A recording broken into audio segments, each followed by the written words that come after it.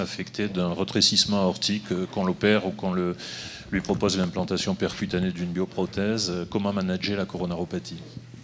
Donc alors, je ne sais pas si ça va être, on va considérer ça comme un cas complexe, mais enfin en tout cas c'est un cas qui nécessite toujours des discussions et pour lequel j'aimerais bien avoir la stratégie qui peut être suivie dans les différents centres des gens qui sont ici cet après-midi. Donc c'est une dame qui est née en 1929, donc on a traité pendant l'année 2014, donc elle avait 85 ans, et qui a, comme souvent pour ses patients, référé pour a priori au départ plutôt pour un TAVI, qui a un certain nombre d'antécédents, notamment une BPCO post-tabagique. Vous verrez après qu'on l'a exploré pour vous donner une idée de son atteinte pulmonaire. Elle a des antécédents vasculaires, parce qu'elle a une sténose bicarotidienne, jusqu'à maintenant asymptomatique et qui n'a donc pas été traitée. Elle a également un antécédent d'artérite des membres inférieurs, avec quelques années avant une ischémie subaiguë au niveau du membre inférieur gauche qui avait justifié une angioplastie de la fémorale superficielle gauche. Ça n'a pas été fait chez nous, je n'ai pas le détail de cette procédure. Elle a un centre d'ulcère duodénal mais très ancien, un syndrome anxio-dépressif, une hypertension artérielle qui est traitée, équilibrée et une dyslipidémie. Et c'est une dame qui a un rétrécissement aortique calcifié, connu, a priori stable, peu symptomatique dans la mesure où il y a en plus une interaction entre ses problèmes respiratoires et ses problèmes cardiologiques. Donc c'est difficile de faire la part, mais elle est suivie régulièrement par son cardiologue. Et au cours de l'année, début de l'année 2014, elle a aggravé sa dyspnée. Et donc elle a été réévaluée pour savoir si c'était le poumon, si c'était le rack qui était devenu un peu plus serré. Donc l'échographie cardiaque, on retrouve une surface non indexée à 0,8 cm², un gradient moyen à 40 mm de mercure, une Vmax qui est, on va dire, juste en dessous du seuil, mais enfin à 3,9 m/s, une fraction d'éjection ventriculaire gauche qui est conservée, une hypertension artérielle pulmonaire. Sur les autres paramètres biologiques qui peuvent influer la décision thérapeutique, elle a une créatinine, je n'ai pas calculé sa clearance, mais elle est modérément altérée. Vous voyez qu'elle a une créatinine un peu au-dessus de la normale, et de façon un peu exceptionnelle, parce que bon, c'est une patiente qui nous est référée d'un autre centre, et habituellement on ne prend jamais de décision de TAVI, notamment pour ce qui concerne le statut coronaire, uniquement sur les données du scanner, mais là le scanographiste s'était mouillé, si je puis dire, en mettant dans son compte-rendu que le scanner permet d'éliminer des lésions occlusives des gros vaisseaux. Mais bon, on est un peu passé à travers ça, j'allais dire. Dans notre tête, c'était devenu la dame n'a pas de lésion coronaire. En revanche, on l'explore sur le plan respiratoire pour vraiment avoir tous les éléments pour prendre la décision thérapeutique. Et vous voyez qu'elle a quand même une vraie atteinte respiratoire avec un VEMS qui est à 0,54, qui est partiellement réversible sous bronchodilatateur, qui passe donc à 0,75 sous bêta-2 mimétique. Donc à ce stade, elle est staffée donc, par la Heart Team. Je ne sais pas ce que les chirurgiens ou les cardiologues d'ici en pensent, mais bon, ce qui a emporté la décision en dehors de tout son terrain, c'est essentiellement l'état respiratoire. Je ne sais pas si vous avez un commentaire à faire sur ça. Est-ce que tu es d'accord, Bertrand? Opérable ou d'accord? Ensuite, La dame est par ailleurs, excuse-moi, en très bon état général. Sur le plan neurologique, cognitif, elle est très bien. Elle est très entourée. La famille, enfin oui, une dame qui est bien. Mais enfin, elle a ce tableau-là sur le plan biologique et clinique. Oui, mais l'ensemble des comorbidités nous la ferait considérer comme à haut risque. Donc plutôt TAVI. Ensuite, la question qu'on se pose, c'est l'imputabilité de la dyspnée au RAO. Ça, c'est pas clair. Vrai problème c'est vrai qu'on est parfois ou assez souvent déçu par l'amélioration symptomatique chez les patients qui ont des vraies insuffisances respiratoires comme ça. Je sais pas si... Alors, je peux faire la deuxième partie chirurgicale. Donc il y a quand même ce VEMS là. Donc nous à Rennes, on a la chance de faire les deux chirurgies, donc la chirurgie thoracique et cancer pulmonaire et évolution des emphysèmes. Elle a 85 ans. Si on raisonne en médecin, ce qu'on veut, c'est lui apporter juste un confort. Or là, avec ce qui est présenté là, je ne vois pas si on peut lui apporter une amélioration. Mais franchement, c'est-à-dire que c'est typiquement les TAVI qu'on voit à 1 an et qui disent mais finalement, vous m'avez fait ça pourquoi? Alors je parle TAVI ou remplacement valvulaire aortique, hein. Tu vois ce que je veux dire? Et donc, on est en 2015, au mois de janvier, hein. Donc je raisonne au tenté. Et donc là, moi j'ai du mal à aller sur le versant du problème hémodynamique de la valve aortique. Est-ce que, de ce point de vue-là, vous avez discuté une étape intermédiaire qui serait la valvuloplastie agressive? C'est ce que tu voulais... Oui, c'est ce que je voulais dire. C'est le type de patient qu'on voit en consultation, nous, et qu'on oriente vers la valvuloplastie au ballon et qu'on revoit un mois après avec nos collègues cardiologues, en fait. On va demander peut-être son avis à Gilbert Habib. Oui, je dirais que si vous avez un doute sur le lien entre les symptômes et la sténose aortique, ce que je conçois tout à fait, je suis assez d'accord, je dirais qu'avant d'aller prendre le risque d'une valvuloplastie, personnellement, j'aurais essayé d'avoir une preuve la plus formelle possible de l'existence de signes d'insuffisance cardiaque, et on a quand même certains moyens de les avoir, notamment de doser le BNP, tout simplement. Quelqu'un qui a un BNP à 100 ou qui a un BNP à 600, je ne le considère pas du tout de la même façon. Et peut-être un cathétérisme droit, pourquoi pas, si on décide finalement d'aller voir les coronaires d'une façon plus précise à un moment ou à un autre, faites un petit cathéter droit où vous mesurez les PC.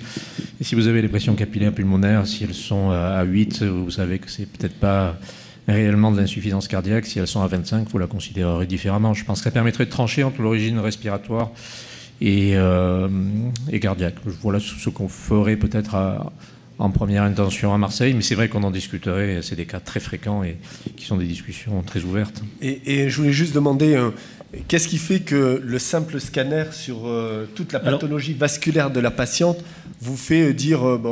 non, alors juste, je pensais que j'ai insisté sur deux choses. Il y a là un petit truc à aller gratter. Pour vous donner quelques informations supplémentaires. Habituellement, effectivement, on évalue encore une fois jamais l'état coronaire de la patiente uniquement sur les données du scanner. Là, comme par hasard, cette information-là, on n'avait pas la coronarographie, et c'est un peu passé à l'as dans le screening du patient, parce que quand elle a été discutée au staff, ça s'est transformé en... Elle n'a pas de lésion coronaire, mais bon, pour tous ceux qui étaient présents au staff, on a eu l'impression que c'était la coronaro, et on n'avait pas vu la coronarographie. De fait, elle n'en avait pas eu. Donc ça, c'est un premier bug qui, effectivement, à mon avis, s'il y a un message, je pense que tout le monde en est probablement convaincu, mais je l'ai mis dans mes messages, on ne prend jamais de décision sur la stratégie sans avoir fait une coronarographie, et notamment chez ces patients. Il y a, je pense, beaucoup de gens qui font du scanner ici. Vous serez tous d'accord pour dire que pour ce type de patient, c'est certainement pas le scanner qui est le bon examen pour dépister des éventuelles lésions coronaires, même si le scanographiste, encore une fois, de façon assez bizarre et assez exceptionnelle, c'était mouillé, mais vous allez voir bien sûr que... puisque Emmanuel, tu fais relire les scanners chez toi et tu les relis toi-même, les scanners? Moi, je relis tous les scanners. Et le scanner, tu étais convaincu par les conclusions? Non, j'allais voir, j'ai vu le scanner et... Tu n'étais pas convaincu? Et j'étais pas convaincu. J'ai dit, il y a moi qui ne suis pas scanographiste, je fais les scanners pour les valves, pour planifier ma procédure de valve, mais je ne fais pas d'analyse coronaire des scanners. Et bon, simplement sur les lésions proximales et les calcifications de l'IVA proximale notamment, on s'est dit avec Gauthier Mouillet qui relie les scanners avec moi, non, avant de faire le TAVI, puisque on a pris une décision de TAVI sur cette patiente pour les raisons qui ont été évoquées, on va refaire une coronarographie.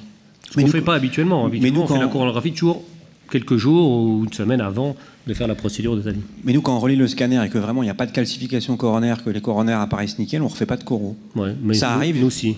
Ouais. Mais je pense qu'il faut... Puisque Gilbert Habib a en parlé, qui parmi vous, quand il fait l'évaluation pré-TAVI, fait une évaluation hémodynamique correcte, c'est-à-dire avec cathé droit, recherche d'HTAP, éventuellement participation précapillaire, mesure vraie du débit du gradient instantané, etc. Qui ne fait plus de franchissement et de bilan hémodynamique, se contente d'opacifier les coronaires. Et donc tu vois que les hémodynamiciens, quand même, la grande partie des pousseurs de nouilles ne sont plus hémodynamiciens. Mais moi j'ai une grande confiance dans les échographistes. Voilà, moi j'ai une question pour ceux qui font ça. Tu pourrais peut-être répondre, Christophe. Pourquoi, dans la mesure où on a l'échographie qui apporte tous les paramètres dont on a besoin, on n'a peut-être pas la pression capillaire, mais on a le niveau de pression artérielle pulmonaire systolique, la surface fonctionnelle, tous les gradients qu'on veut. Pourquoi est-ce que vous faites systématiquement un cathétérisme droit? C'est ce que j'arrive pas à comprendre en 2015.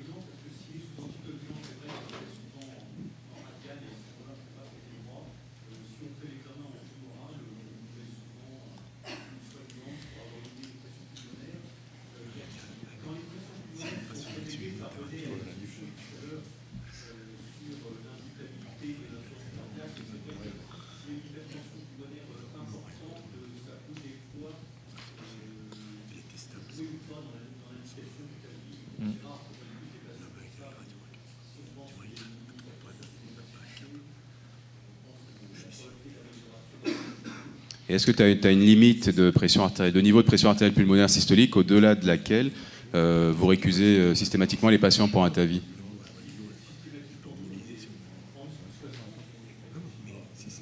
À partir de 60, c'est discuté. Donc elle avait 55 et évaluée en écho. Habib veut faire un commentaire. Non, j'explicite simplement, bien entendu, fort heureusement, on a fait toute confiance à nos échographistes, c'est-à-dire moi et à mon équipe.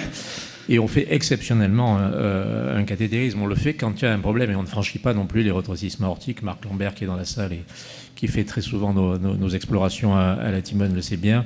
C'est que quand nous, après l'échocardiographie, on a un doute, ce qui est très rare, qu'on demande de franchir le rétrécissement aortique, mais dans des situations très particulières qui sont plutôt celles des bas débits bas gradients ou des choses comme ça. Pour le problème très particulier du cas de cette patiente, je disais que si on a un doute sur la symptomatologie, il faut faire un cathétérisme droit, mais dans l'énorme majorité des cas, on ne fait pas non plus, bien sûr, de cathétérisme droit dans l'exploration de ces patients. Alors, si je peux apporter un élément complémentaire dans la discussion pour cette patiente, en l'occurrence sur l'état respiratoire, on a pu avoir un avis précis du pneumologue qui la suivait depuis longtemps et qui disait qu'il y avait une stabilité pour lui des paramètres pulmonaires. Or, sur le plan clinique, elle s'était dégradée. Donc, ça a été l'argument qui nous a fait penser que ce qu'il avait fait passer du mauvais côté, c'était une petite aggravation de son rétrécissement aortique qui était devenu plus serré. Donc on lui fait le scan pour faire son bilan. Alors je ne vous ai pas mis les images en détail, hein, c'était juste pour vous montrer, bon, les artères sont un peu tortueuses, calcifiées, mais rien de dramatique. Je vous rappelle qu'elle a un antécédent d'angioplastie du côté gauche sur la fémorale superficielle.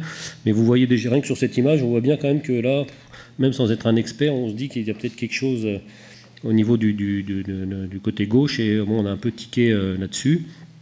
Et donc on est parti pour le TAVI. Tout en disant on va commencer par une coronarographie. Hein. Encore une fois, chose qu'on ne fait absolument pas habituellement. C'est pour ça que vous avez une sonde d'entraînement. Enfin bon, on était parti et qu'on était en fémorale, qu'on était parti pour le TAVI. Donc la droite, c'est une droite un peu infiltrée. Il y a une sténose sur l'ostium de la rétroventriculaire gauche, bon, qui n'est pas une branche énorme. Et puis du côté gauche, il y a effectivement, le scanner n'exclut pas vraiment les lésions sur les troncs proximaux, puisque vous voyez qu'effectivement, il y a une sténose qui n'est pas extrêmement complexe, mais enfin qui est quand même calcifiée, longue, et qui prend la diagonale sur l'IVA, donc proximale. Et vous allez voir sur l'incidence suivante qu'elle a également une sténose très serrée. Je n'ai pas mis toutes les incidences, hein, parce que la question n'était pas technique, mais vous voyez qu'il y a une sténose également de l'ostium de l'IVA, et puis l'ostium du tronc est lui-même un peu sténosé, mais surtout l'ostium de l'IVA. Et puis également, je ne sais pas s'il y a une incidence suivante, il y a également sur la circonflexe, mais relativement distale, des lésions sur ce vaisseau qui n'est pas très gros.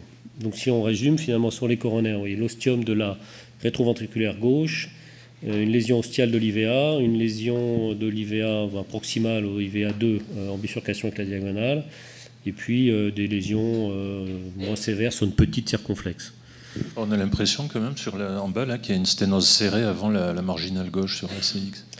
Oui, en fait, non. Là, c'est probablement une image, non. Mais, je peux essayer de te remontrer la celle où on la verrait en théorie le mieux. C'est la suivante. C'est pas mal. Bon. Donc à ce stade, donc là, une petite déception. On dit, elle t'a vu, là, on va faire quelque chose avant. Bonne question. Je pense que... Je ne m'en souviens plus. Je pense que c'est avant le 18F. Je pense, mais je suis plus sûr. Ok, je crois. Alors, qu'est-ce que vous faites là? Voilà ma question. Qui reconsidère l'indication du TAVI pour aller vers la chirurgie? Chirurgie, tu nous as montré le VEMS. Je crois que tout le monde est convaincu qu'elle ne relève pas de la chirurgie. Les chirurgiens ont déjà... Si elle avait un VEMS à 1 litre, est-ce que ça aurait changé quelque chose dans votre indication? Apparemment non. Non, la dame est bien. Enfin, je veux dire, sur le plan macroscopique. Oui, mais la dame est bien, ça ne nous suffit pas. Voilà, c'est ça. Non, mais je veux dire, les autres... Et les staffs sur dossier, ça ne nous suffit pas non plus. Non, on est d'accord. Mais là, malheureusement, elle n'a pas pu venir aujourd'hui. On fait les staffs dans les chambres. Mais elle est toujours vivante. Je ne déflore pas la fin de l'histoire. Elle avait aussi des sténoses carotidiennes à 80%. Oui, elle a des sténoses bicarotidiennes. Donc alors après, voilà, on est dans un flou magnifique, quoi. Qu'est-ce qui légitime qu'on ne fasse pas ces carotides parce qu'elle est à 80%, elle a une indication carotidienne. On est sur un risque elle est totalement de asymptomatique sur les carotides. Oui, non, mais asymptomatique, 80%, on est dans la logique d'une indication, comme on est dans la logique... Non. Elle n'a pas 3 ans d'espérance de vie, là. À ce stade, avec un RAC pareil et une coronaropathie pareille, elle n'a pas une espérance de vie à 3 ans. Donc oui, mais enfin, quand on voit tout le reste aujourd'hui, je crois. Je sais que c'est pas la question. Le problème, c'est que c'est un ensemble et un équilibre. Donc le tout, c'est qu'en voulant aller toucher une cible, parce qu'on imagine que cette cible-là est prépondérante par rapport aux autres, on risque de déséquilibrer, mais le tout. Mais reconnaître que c'est un problème qui se pose souvent. Si elle a une espérance de vie de 2 ans... La carotide, c'est demain, quand il lui aura fait son TAVI et son Mais reconnaître que c'est justement souvent ce type de questions qu'on a à se poser. Ah ben complètement. Mais on a le droit aussi de dire, on rentre à la maison. Mais est-ce que justement le fait d'avoir cette coronaropathie qui est manifeste et qui y a du myocarde qui est mis en jeu de façon importante, est-ce que ça augmente le risque opératoire de la patiente? Est-ce qu'elle ne devient pas encore plus inopérable qu'elle ne l'était avant, quoi? Complètement.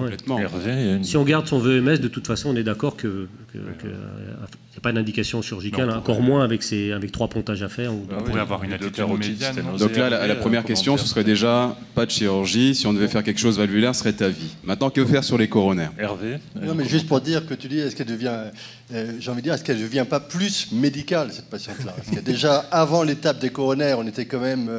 on pouvait se questionner sur le bénéfice et attendre du TAVI chez cette patiente qui est polyvasculaire, 85 ans, et qui a une insuffisance respiratoire sévère, même si elle est stable dans le temps. Non, elle est très sévère.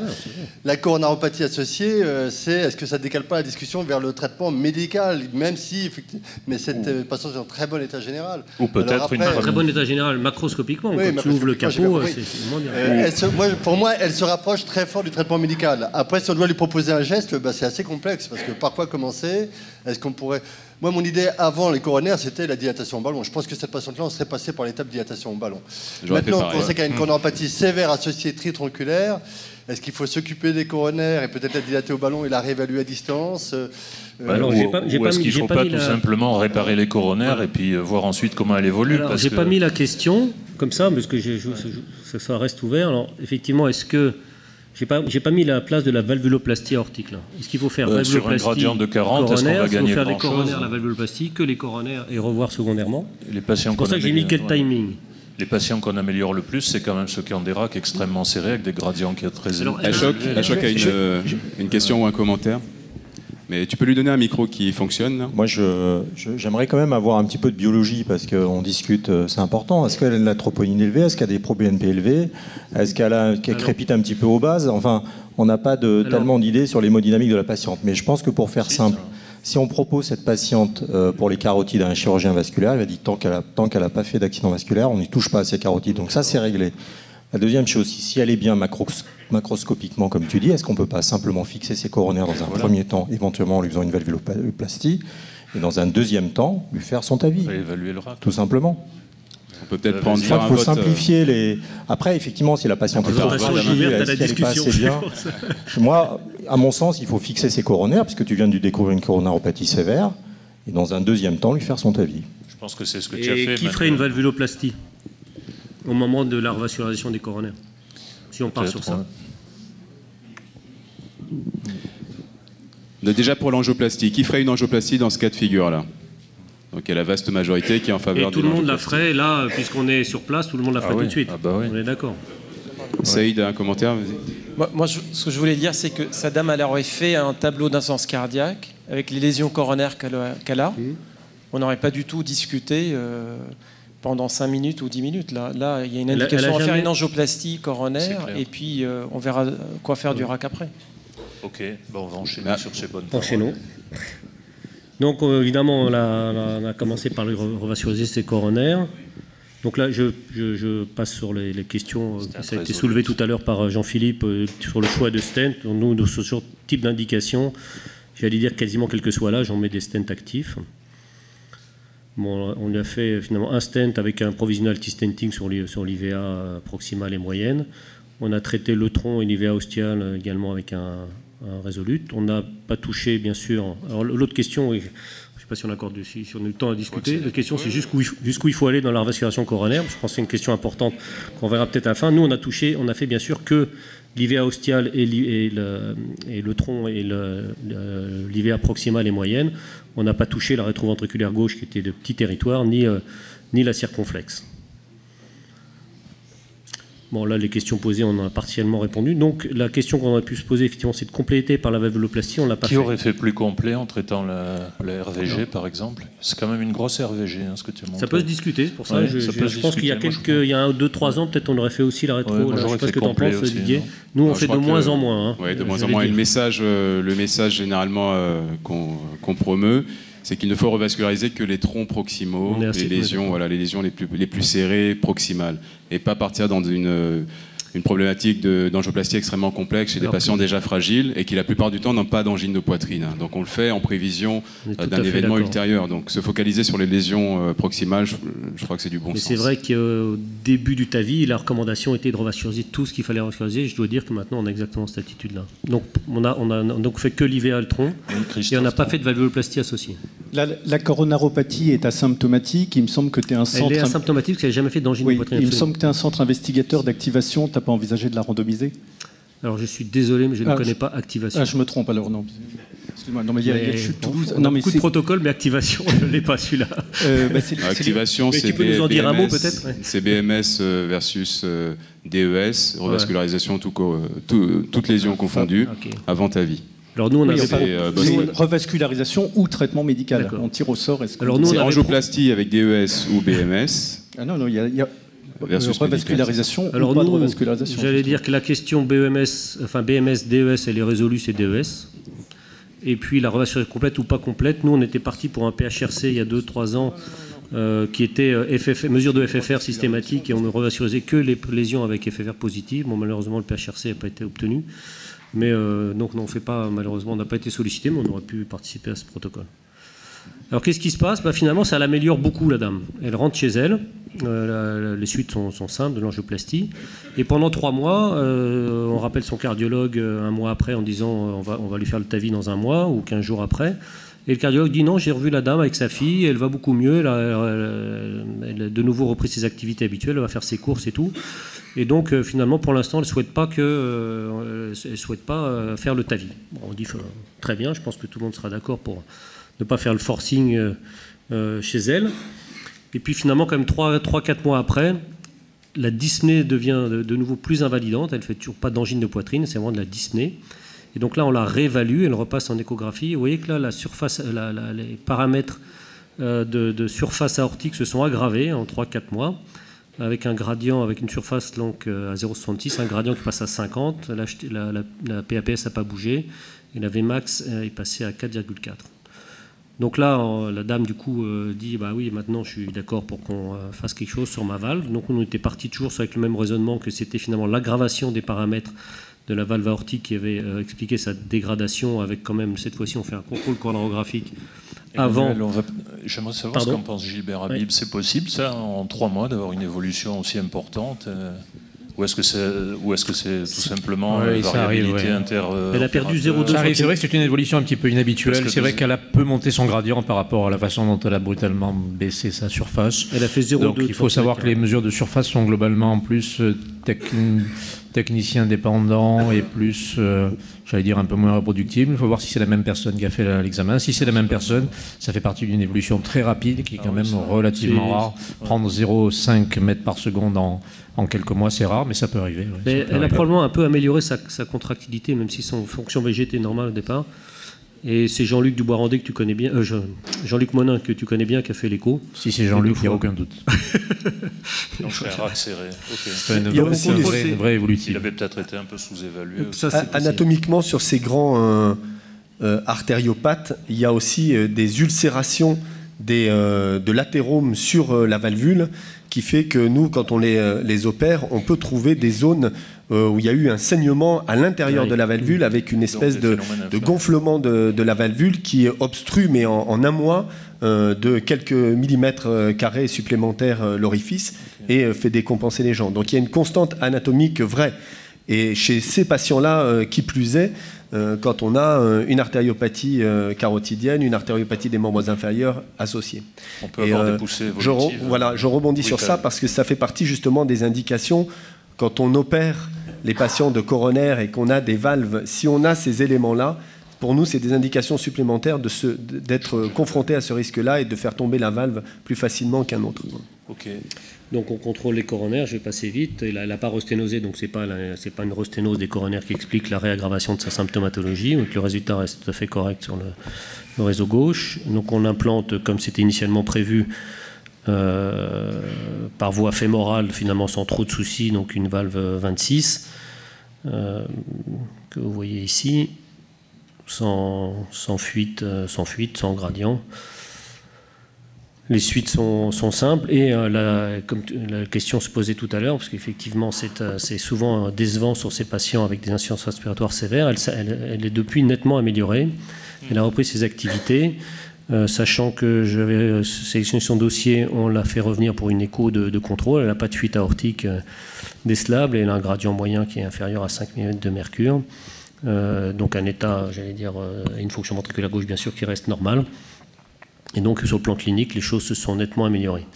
Pour finir, parce que je pense qu'on est pris par le temps. Oui, on va peut-être demander un petit commentaire. Jean-Philippe Véroy s'il veut faire un take-home message sur la conduite à tenir, coronaropathie et RAO. Alors, peut-être avant son take-home message, je juste vous cite quelques articles, parce que du coup, j'étais quand même recherché s'il y avait des stratégies qui étaient définies sur faut-il en vasculariser dans le même temps, en 2 temps, est-ce que ça aggrave le pronostic d'avoir une coronaropathie associée en vascularisée ou pas? On peut trouver tous ces articles qui disent tous ce que vous voulez. C'est-à-dire si, en fonction de votre option, vous pouvez trouver, justifier, ne pas faire les coronaires, les faire avant, les faire dans le même temps, de savoir si ça va impacter le pronostic ou pas.